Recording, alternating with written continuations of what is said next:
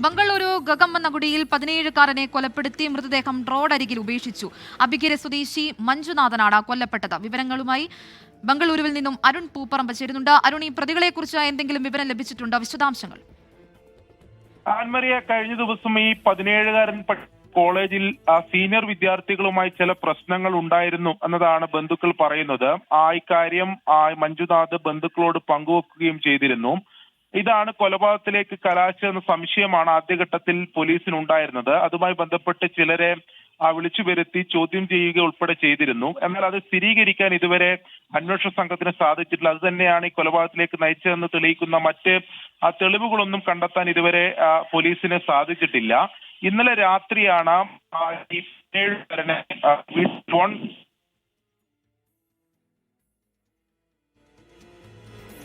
ശരി, ബംഗളൂരു ഗഗമ്മനഗുഡിയിൽ 17-കാരനെ കൊലപ്പെടുത്തി മൃതദേഹം റോഡരികിൽ ഉപേക്ഷിച്ചു. അബിഗിരി സ്വദേശി മഞ്ജുനാഥനാണ് കൊല്ലപ്പെട്ടത്. വിവരങ്ങൾ നൽകുകയായിരുന്നു ബംഗളൂരുവിൽ നിന്നും അരുൺ പൂപ്പറമ്പ.